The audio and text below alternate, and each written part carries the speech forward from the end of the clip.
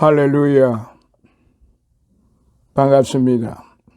지난 시간에 이어서 오늘 9번째 9강 시작하도록 하겠습니다.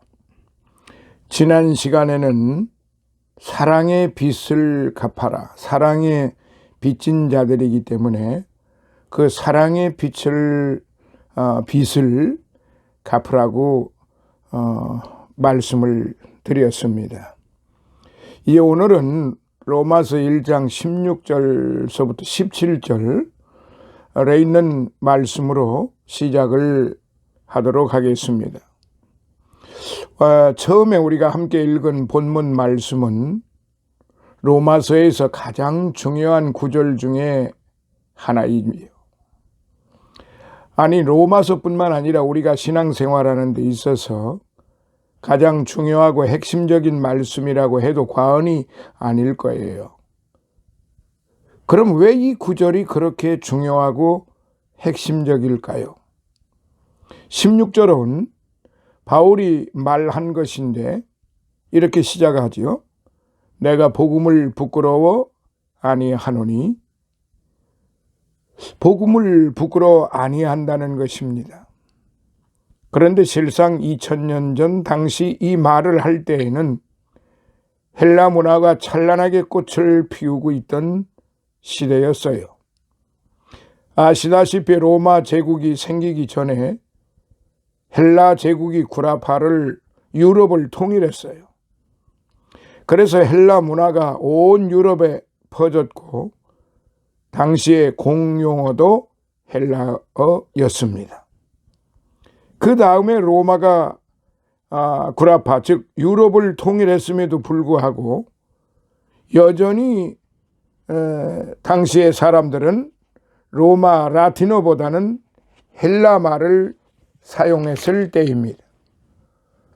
그러니까 헬라의 철학적인 사고 방식과 문화와 전통이 고스란히 로마로 전수되던 그런 시대였다는 말이죠.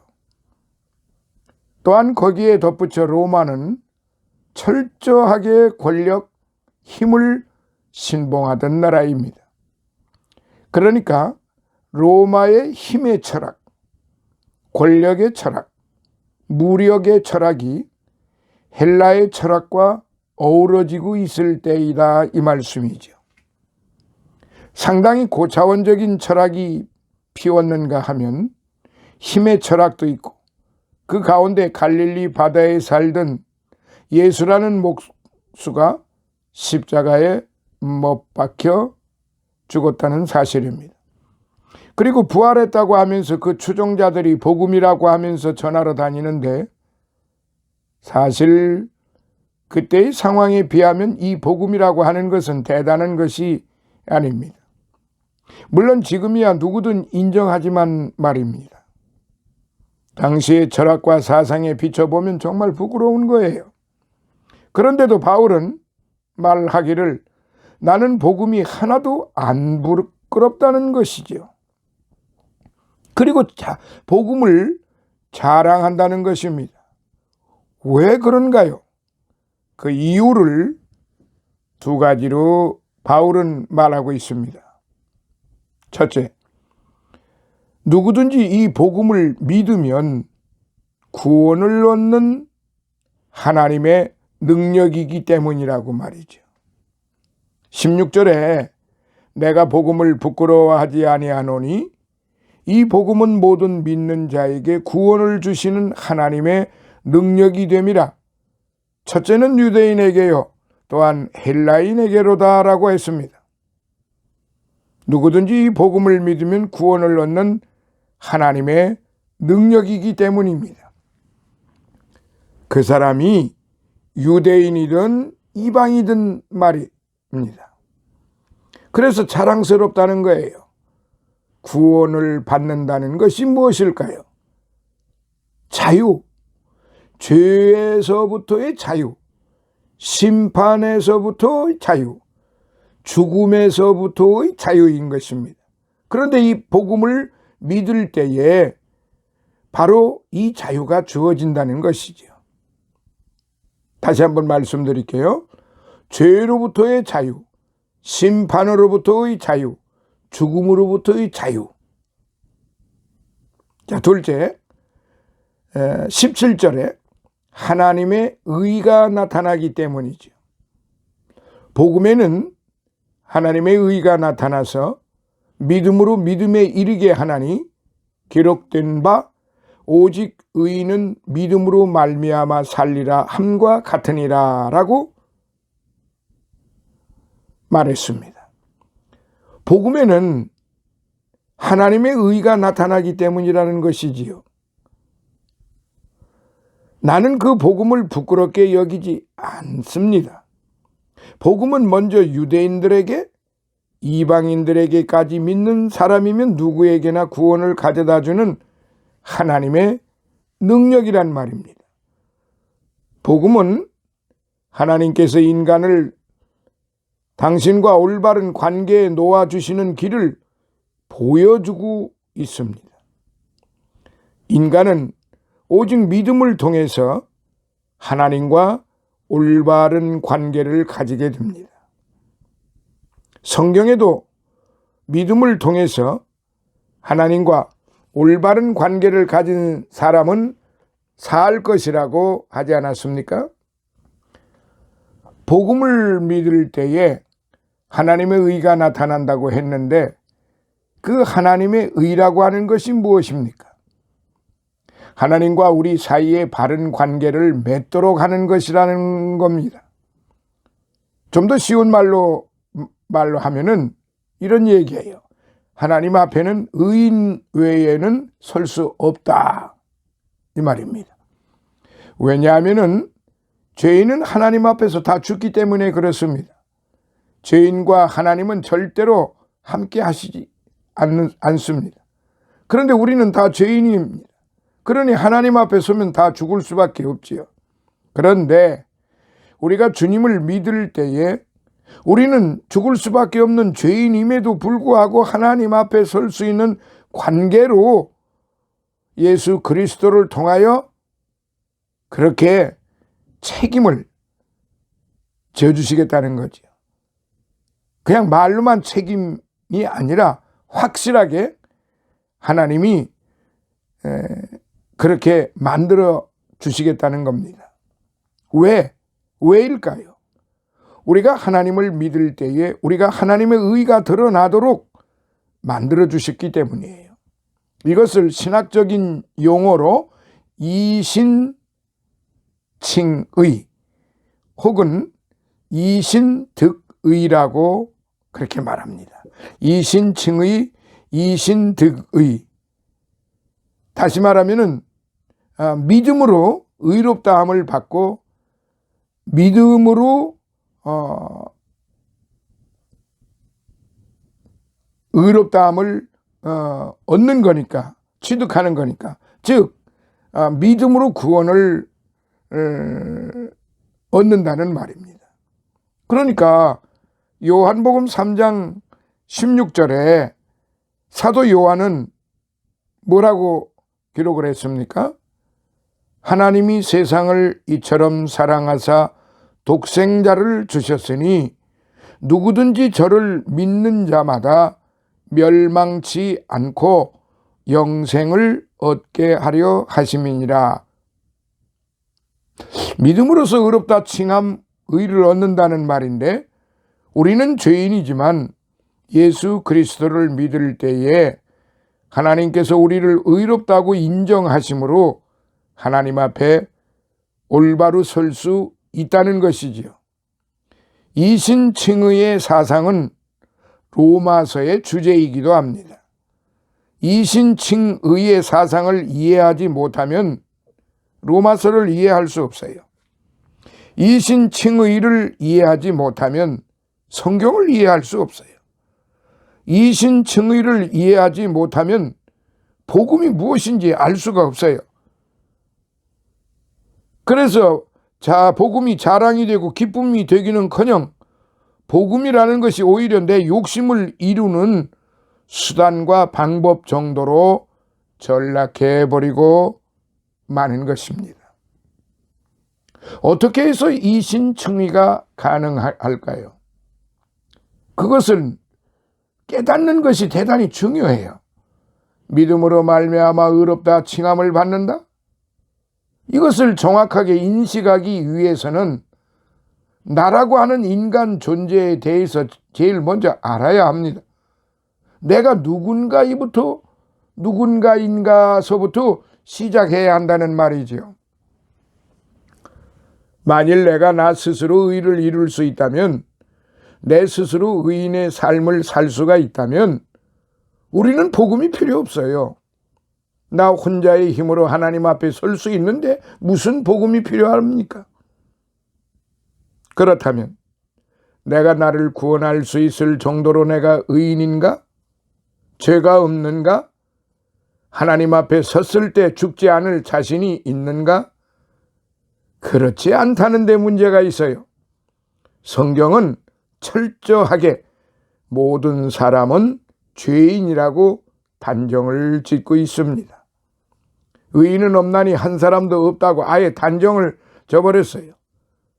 그러면 여러분들 속으로 내가 언제 죄인이냐고 반발하는 분이 있을 것입니다. 전도하다 보면 그런 분들이 가끔 있지 않아요? 연세가 드신 어떤 분이 암으로 병원에 입원을 했는데 그 가족들이 어느 분에게 복음을 전해달라고 부탁하기에 갔다고 합니다. 복음을 전하려면 내가 누구인가를 먼저 알아야 하기에 말씀을 드렸어요. 우리가 다 죽으면 하나님 앞에 서야 하는데 하나님 앞에 설 수 있는 사람은 죄가 없어야 합니다. 죄인은 다 심판받아 죽기 때문입니다. 그랬더니 그분이 말씀하시기를 나는 평생의 죄를 한 번도 안 지었다는 것이지요. 그러니까 나는 죽어도 하나님 앞에 설 수 없다는 것입니다. 그래서 이렇게 답변을 드렸다고 해요. 그렇습니다. 선생님은 평생에 대한민국 법이 정한 법을 저촉하는 죄는 한 번도 안 저질렀어요. 그러나 아무리 선생님이 거룩한 모습을 하고 있어도 선생님 속에 들어있는 온갖 죄성을 선생님은 알고 계십니다. 마음속으로 사람을 얼마나 증오했고 미워했고 더러운 것을 생각했는지 선생님은 알고 계십니다라고 했다는 것이지요. 그랬더니 그분이 말하기를 그건 사실이라는 것이다. 나도 그렇다고. 그래서 선생님은 죄인입니다. 그랬더니 그분이 수긍을 하더랍니다. 이것이 중요해요. 성경은 범죄와 죄를 구별합니다. 범죄라고 하는 것은 내가 세상의 법을 위반해서 내 행동으로 죄로 드러난 행위를 범죄라고 해요. 그러나 범죄로 드러나지 아니해도 죄라고 하는 것은 죄성, 본성을 의미하는 거예요. 우리의 본성이 죄로 물들어 있는 것, 이것이 죄인입니다. 그런 까닭에 성경이 말하는 모든 사람이 죄인이라고 하는 것은 그 사람이 법률적으로 범죄를 저지르지 아니했다 할지라도 죄성으로는 전부 다 죄인이라는 것입니다. 우리는 범죄를 저질러서 죄인이라고 생각하는데 거꾸로 성경은 우리는 죄인이기 때문에 죄를 짓는다는 것이죠. 그러니 무슨 차이일까요? 감옥에 들어간 사람은 범죄를 저지른 죄인이고 우리는 아직까지 범죄가 드러나지 아니한 죄인들이다. 자, 또 다른 말로 하면은 도덕적인 죄인이냐 비도덕적인 죄인이냐 이 차이밖에 없습니다. 다 죄인인데 어떤 사람은 도덕적으로 죄를 지었을 뿐이고 어떤 사람은 아직까지 도덕적으로 깨끗한 사람이라는 것이지요. 그러니까 도덕적인 죄인인가 비도덕적인 죄인인가 하는 차이일 뿐이에요. 여기에서 우리는 한 가지 분명히 짚고 넘어가야 될 것이 있어요. 다른 사람을 정죄하고 다른 사람에 대해서 악의적 유포를 하는 사람들은 자기 자신에 대해서는 굉장히 도덕적으로 생각을 해요. 나는 너처럼 그렇게 죄를 안 지었다. 나는 말도 상당히 도덕적이고 윤리적이고 논리적으로 하는데 너는 말도 상스럽고 논리적이지도 않고 윤리적이지도 않고 도덕적이지도 않다. 그리고 네가 하는 말은 믿을 수가 없다. 그래요. 그 사람이 하는 말은 믿을 수 없다고 하면은 그 사람이 죄인이라는 말이죠. 그 사람은 도덕적인 사람이다 이 말이죠. 그런데 자신은 깨끗하다는 거죠. 그런데 그게 아니란 말이죠. 그렇게 말하는 그 자신도 이미 그 인간성이 죄성이라는 말이죠. 죄의 본성을 가지고 있기 때문에 비도덕적이냐 도덕적이냐 그 차이일 뿐이지 우리 하나님이 보실 때는 모두가 다 멸망을 받을 죄인이라는 것이지요. 자, 예를 하나 더 들어볼게요. 화장품 공장과 술 공장의 차이. 만일 화장품 공장에 향수를 만드는데 향수가 들지 않고 술이 들어있다면 그 공장은 더 이상 화장품 공장이 아닙니다. 술 공장이죠. 내가 정말 죄인이 아니라고 하면 내 속에 미움과 더러움과 음욕이라든지 내 속에 없어야 합니다. 향기로운 것만 들어있어야 합니다. 그런데 내 속에 그런 것들이 가득 차 있다고 하는 것은 내 본성이 죄인이라는 걸 말합니다. 이 인식이 중요해요. 그래서 누구든지 사람은 하나님 앞에 설 수 없는 거지요. 왜? 서는 순간 다 죽어버립니다. 왜? 다 죄인이기 때문이죠. 그런데 이처럼 죽을 수밖에 없는 우리 죄를 예수께서 대신 지시고 그분께서 우리의 죄를 구속해 주심으로 우리가 의롭다 함을 받는 이것이 기쁜 소식, 복음이라는 것입니다. 그러면 여기서 우리는 질문을 제기할 수 있어요. 왜 예수님만 우리의 구세주가 되느냐 이 말이에요. 석가모니나 공자는 안 되느냐 이 말이에요. 예수 외에는 다른 구원의 길이 왜 없나 이 말이에요. 이것을 분명히 인식을 해야 합니다. 이것을 인식하지 못하기 때문에 불교도 좋고 유교도 좋고 성인 군자들이 하는 말이 다 좋고 그들의 말을 들으면은 복을 받는다. 그런데 그렇게 복을 받는 그것이 성경을 놓고 보았을 때는 다 썩어질 것이라는 거죠. 이것을 바로 인식하지 못하면 로마서 공부가 이해가 안 됩니다. 믿음은 무엇에 대한 믿음이라고 했나요? 말씀에 대한 믿음입니다. 하나님께서 우리에게 주신 이 성경 말씀을 믿지 못하면서 하나님을 믿는다면 거짓말이에요. 그것은 자기 감정을 믿는 것이지 하나님을 믿는 게 아니에요. 내가 하나님을 믿는다고 하면 그 믿음은 주신 이 말씀에 대한 믿음으로 드러나야 되는데 이율배반이지요. 그러므로 철저하게 예수 그리스도의 복음을 주님의 말씀에 근거해서 이해하고 인식해야 합니다. 그럼 성경은 왜 예수 그리스도만이 구세주라고 할까요? 첫째, 예수만이 네 죄 때문에 죽으셨기 때문입니다. 자, 다시 말씀드리겠습니다. 예수님만이 바로 내 죄 때문에 죽으셨기 때문입니다. 마태복음 1장 21절을 보면 아들을 낳으리니 이름을 예수라 하라. 이는 그가 자기 백성을 저희 죄에서 구원할 자이심이라 하니라고 했습니다. 마리아가 아이를 가졌는데 그 남편 요셉에게 천사가 나타나서 그 이름을 예수라고 지으라고 했어요. 왜 예수라고 짓느냐면 이 사람이 자기 백성을 저희 죄에서 구원할 자이기 때문이라는 것입니다. 그 예수님은 누구일까요? 죄에서 사람을 구원하는 구세주다.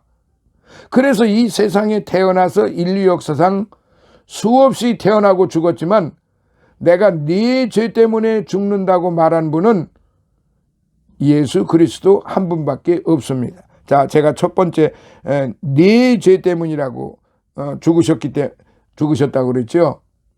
그게 잘못된 말이 아니에요. 바로 여기서 예수님만이 바로 네 죄 때문에 죽으셨다는 사실을 인지가 되어야 됩니다. 이 세상에 태어나서 인류 역사상 수없이 많은 사람이 죽어갔지만 내가 네 죄 때문에 죽는다고 말한 분은 예수 그리스도 한 분밖에 없어요.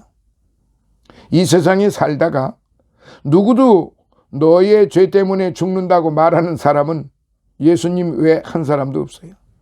물론 사랑해서 죽는 경우는 있어요. 의리 때문에 죽는 경우는 있어요. 우정 때문에 죽어줄 수 있어요. 그런데 네 죄 때문에 죽는다? 그건 없지요. 그런 사람이 없습니다. 왜?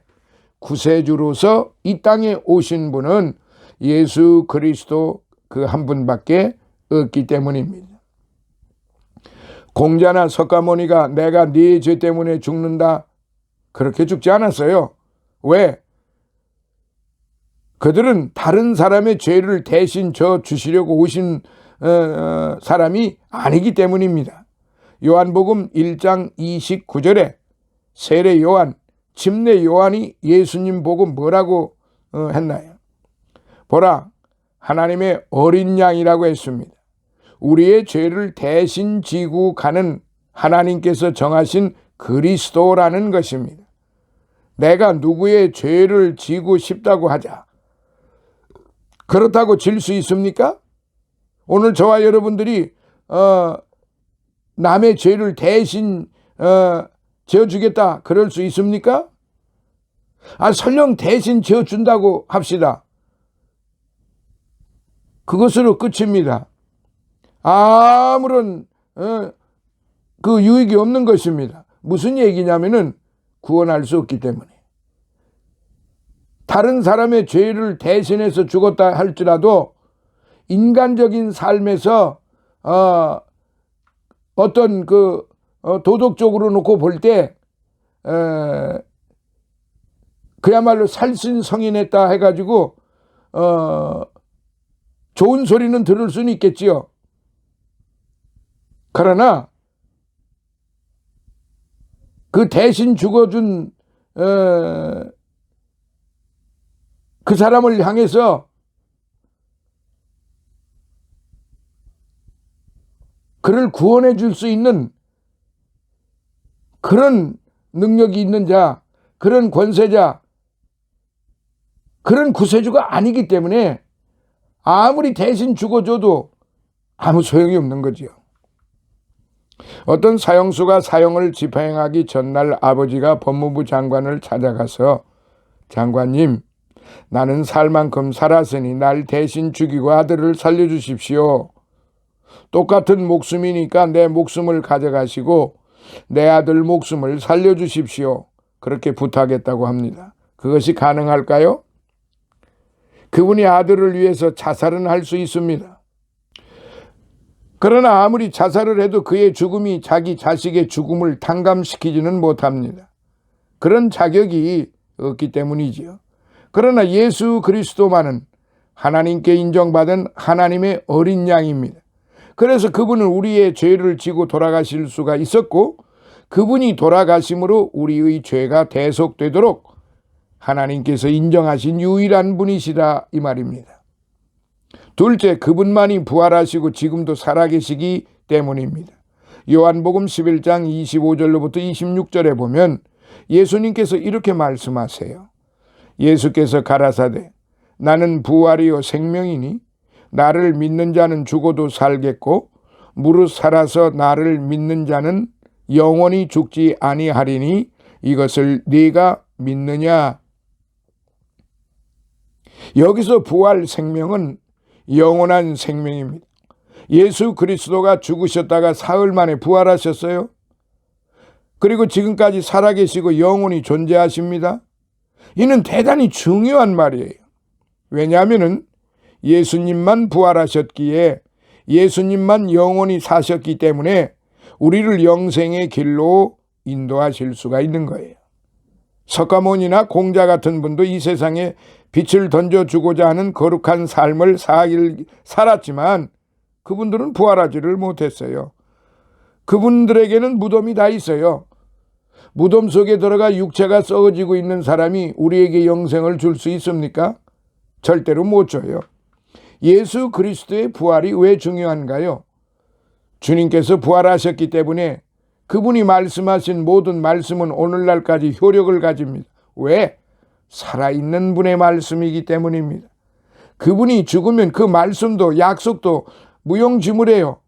다 끝납니다. 내가 사업을 하는데 나하고 거래하던 사람이 수많은 약속을 했다 하더라도 죽으면 끝나요. 그러니까 아무리 죽을 죄를 지었어도 그 사람이 죽어버리면은 공소 없음.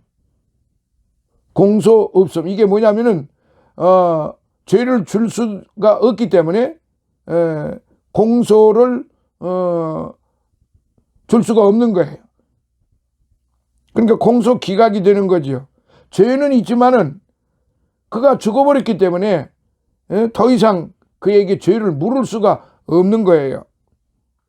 사랑하시는 성도 여러분, 그러므로 그분의 말씀이 오늘 이 시간 과거에 하신 말 2000년 전에 하셨던 그 말씀, 요한복음 3장 16절의 말씀, 요한복음 11장 25절로부터 26절에 하신 말씀, 로마서 이제 그의 제자가 바로 칭의를 받고 구원을 받아서 그분의 사도가 되어서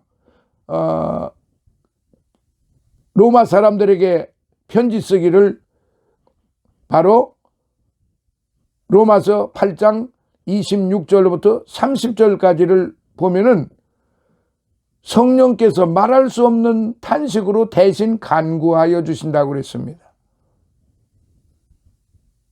우리의 연약함을 아시고, 그래서 오늘 저와 여러분들은 바로 이 부활신앙으로 신앙생활하는 거예요. 주님의 부활이 없으면 그냥 불교신자, 유교신자, 그저 각종 신흥 종교에 그냥 종교 생활하는 거예요. 부활신앙이 없으면. 근데 오늘 저와 여러분들은, 우리 기독교인들은 부활신앙, 부활 믿음이기 때문에 그 믿음으로 칭의를 우리가 얻었기 때문에 영생함을 얻게 되는 것입니다. 아무쪼록 이 말씀을 마음속에 새겨서 의인은 믿음으로 살리라. 의인은 믿음으로 살리라라고 하는 이 말씀을 마음속에 깊이 새기셔서 절대로 이 세상 살아가는데 흔들리지 마시고 주님의 영광을 위하여 오직 주님만을 사랑하고, 우리가 주님을 통하여 사랑의 빚을 졌으니까 우리가 이 사랑의 빚을 갚아야 되잖아요.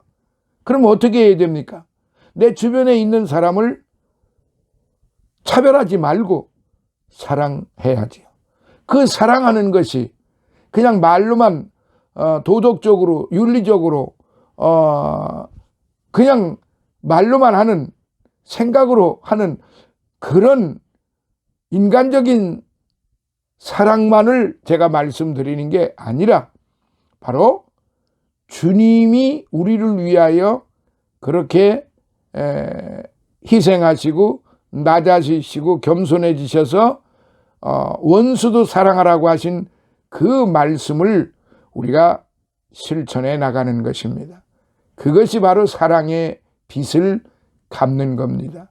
그런 사람이 바로 믿음을 소유한 사람이요, 그 믿음으로 말미암아 살아가는 그런 존귀한 성도라는 사실을 꼭 마음속에 새겨주시기를 바랍니다. 감사합니다. 오늘은 이제 여기까지 하겠습니다. 다음 시간에 다시 만나요. 9강을 마치겠습니다. 감사합니다.